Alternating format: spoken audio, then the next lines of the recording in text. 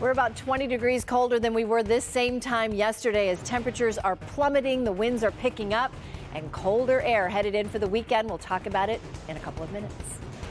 Also, first at 4, union negotiators roll the dice on a new deal with Detroit's casinos. We are getting the very first reactions today. Also, what the University of Michigan is saying about a linebacker coach that was just fired. And Paula's got something fun for us. Look at that face. How do you not love this face? I am actually in northern Macomb County. Ooh, and I'm going to introduce you to the alpaca lifestyle. I guess you could say I'm going to take you alpacing. Live from downtown Detroit, Local 4 News First at 4 starts now. Good afternoon, I'm Karen Drew. First at 4, another local labor dispute seems to be ending just days before the holiday season gets started.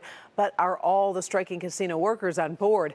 The bargaining council says it has reached a tentative deal with MGM, the Motor City Casino, and the Hollywood Casino at Greektown after 32 days on strike. They say the new deal brings the highest wage increase ever for 3,700 workers.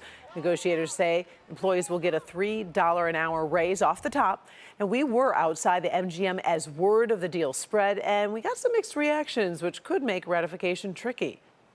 Just waiting patiently and just praying and just hoping, everybody standing strong, everybody standing together, unity, and it just feels good. You got to stand together, pull together. It's hard out here. Rent is high, bills is high. We need more money. That's why we asking y'all, please help us. We need more money. Hear us. News since noon. A ratification vote is scheduled for this Sunday, November 19th, for the 5 unions that represent the workers. Employees are not going back to work until the deal is approved. Now, it's not official yet, but the latest numbers show UAW workers at Stellantis have approved their tentative deal. The latest results online show nearly 70% voting yes, and there are not enough outstanding votes to change the decision. Workers at GM ratified their contract yesterday by a smaller margin, with 55% in favor. Now, there are reports Ford has approved its deal, but final results are not expected until tomorrow. We'll keep you posted here on Local 4 and at clickondetroit.com. So is the sign-stealing scandal at the University of Michigan coming to an end or still growing? It's kind of hard to tell. Today, the university fired linebacker coach Chris Partridge. In a statement, the school says it continues to cooperate with an investigation by the NCCA and will take disciplinary actions as needed. However, the school would not comment specifically on why Partridge was let go, citing employee privacy laws. His removal comes the day after head coach Jim Harbaugh agreed to serve his 3-game suspension, and the university dropped a lawsuit against the Big Ten. So we are going to get a little bit more context on all of this from Bernie Smilovitz on Local 4 News at 5. Amtrak still playing catch-up right now in Michigan after a derailment on the western side of the state over in New Buffalo. Several scheduled trips for today were canceled or delayed. An Amtrak train from Pontiac to Chicago crashed into a vehicle blocking the tracks about 10 o'clock last night. The company says no serious injuries were reported among the 218 passengers and 6 crew members. The crash remains under investigation. Amtrak expects a partial schedule for the weekend, but you definitely want to check the website or call ahead if you're traveling. Michigan activists are trying to jump to the state's Supreme Court in a battle surrounding former President Donald Trump. They're asking the state's highest court to hear an appeal of a ruling that would allow Trump's name to be on the state's presidential primary ballot.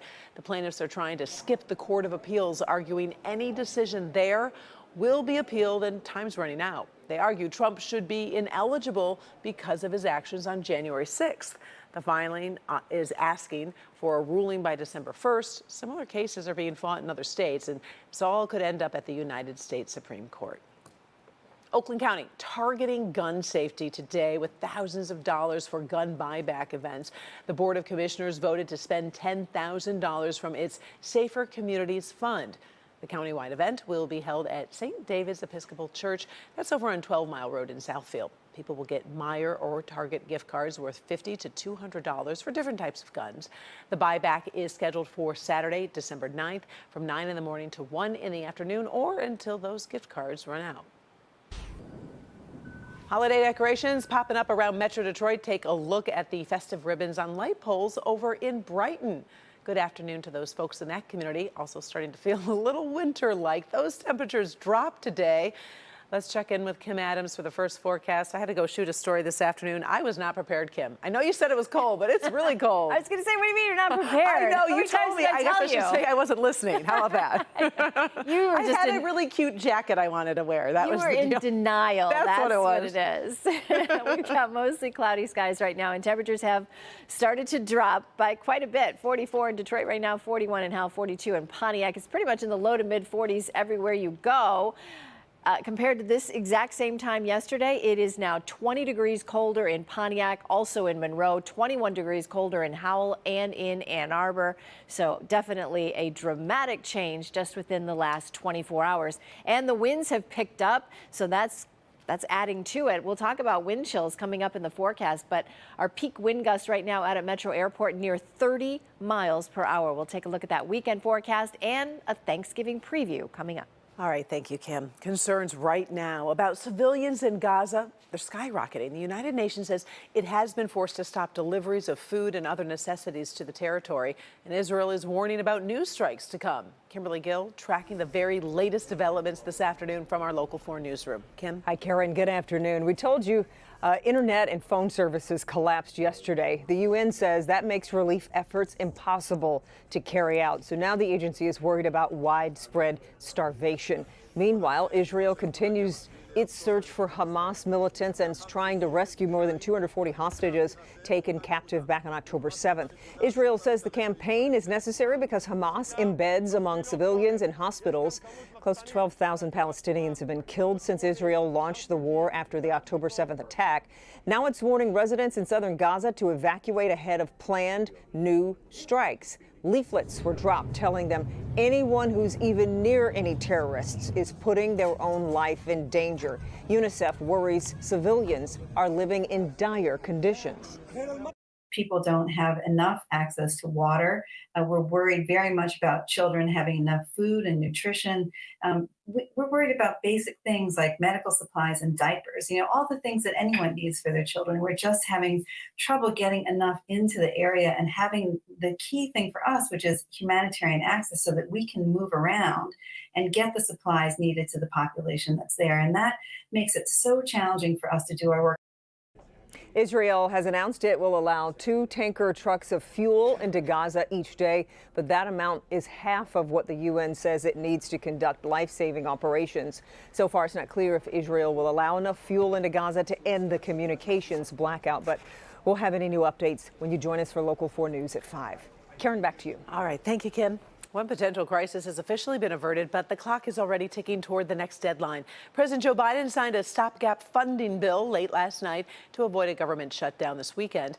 The two-step deal provides funding for some agencies through January 19th, others through February 2nd. But with the holidays looming, Congress is likely to face a tight turnaround in the new year. Well, if you don't know much about alpacas, they're animals many Michiganders might want to learn about, if only for the wool they produce. Paula Tutman stumbled over an alpaca farm. It's over in Lenox Township in northern Macomb and shows us what's delightfully known as the alpaca lifestyle. I want you to look at this face. Hello there. How are you? So this is an alpaca. And of course, my first question is, will it spit in my eye? And the answer was, yeah, if you're not careful. But this is all part of the alpacan lifestyle. Just getting here might be an adventure for some, nearly 2 miles down a gravel country road. And then you'll see the turn of the century yellow farmhouse and matching store. Welcome to Powder Puff Pacas. Here you'll meet Susie and her herd of fellas. Come on, boys. Come on, boys. Alpacas are delightful, interesting creatures with eyes the size of saucers and fur so soft you melt at the touch of it. But they do have some interesting characteristics. Do they spit? They can. If they get cornered or they feel that they're threatened, and they will spit.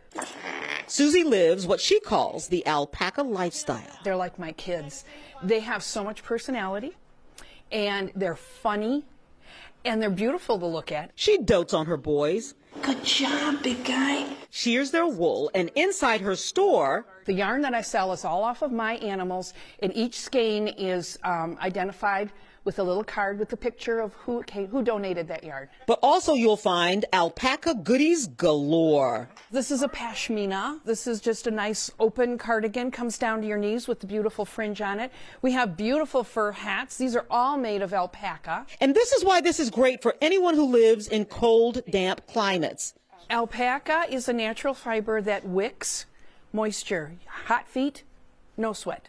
Yeah, so alpaca wool is so much warmer than sheep's wool. Alpaca is 4 times warmer than wool. You don't need to have a heavy garment to stay warm. Here you'll find hats, socks, snuggle buddies. This is Major Squish. Oh, Major Squish. This is what they feel like. This is actual alpaca. This is what they feel like after they've been washed and combed. Pack a lunch and go alpacking to Powder Puff Packers. Is this your side hustle? This is my hustle. And have a wonderful wool pulled over your eyes. It's all this happiness that you have. They just create so much happiness. I just love them. Paula Tutman, Local 4. Pretty cute. Thanks, Paula. By the way, Paula tells us the Christmas store is open. So we're going to put a link to Powder Puff Packers on our social media platforms, including on our website, clickondetroit.com. Check it out.